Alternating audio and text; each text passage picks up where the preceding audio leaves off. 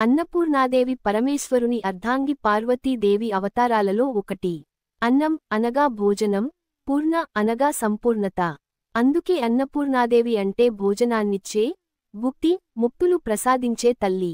కథ: ఒకసారి కైలాసంలో పార్వతీదేవి శివుడిని అడిగింది, ప్రాణులందరూ అన్నం వలననే జీవిస్తారు.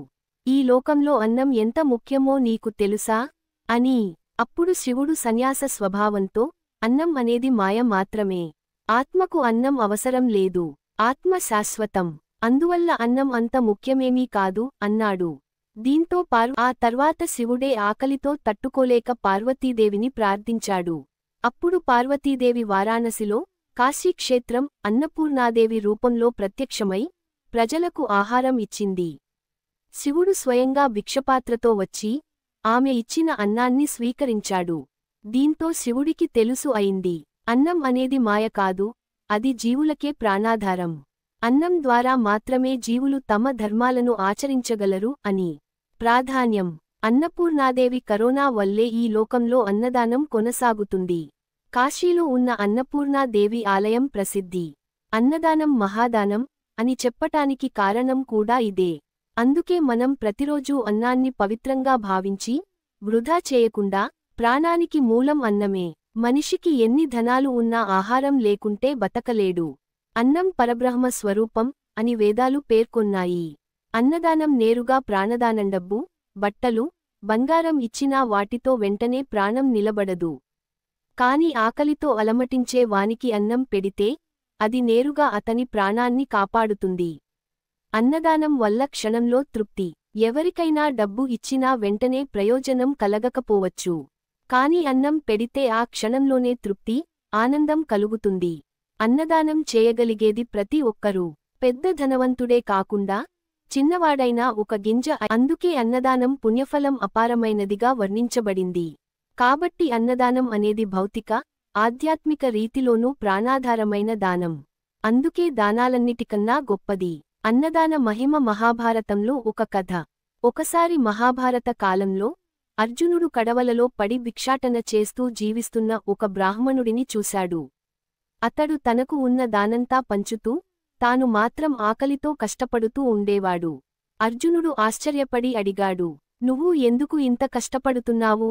నీకు సుఖంగా జీవించే అవకాశం ఉంది కదా?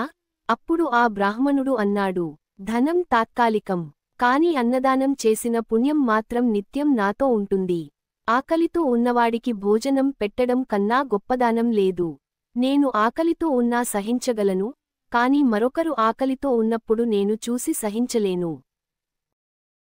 ఈ విషయాన్ని విని అర్జునుడు కృతజ్ఞుడయ్యాడు. ద్రౌపది కూడా ఆ బ్రాహ్మణుడికి అక్షయపాత్ర ఇచ్చింది. ఆ పాత్రలో పెట్టిన అన్నం ఎప్పటికీ తీరిపోకుండా ఉండేది. అలా ఆ బ్రాహ్మణుడు ఎన్నో జనాలకు అన్నదానం చేస్తూ మహాపుణ్యం సంపాదించాడు.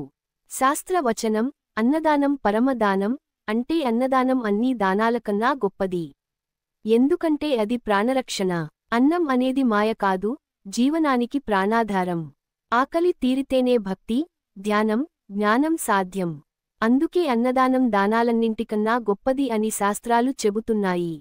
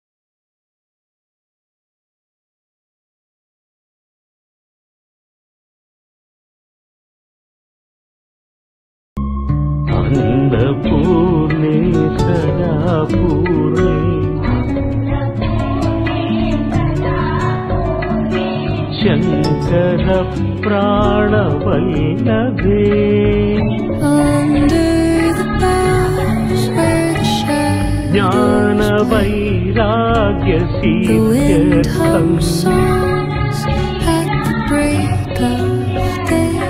भिक्षां देहि च Parvati Secrets untold, carrying tales only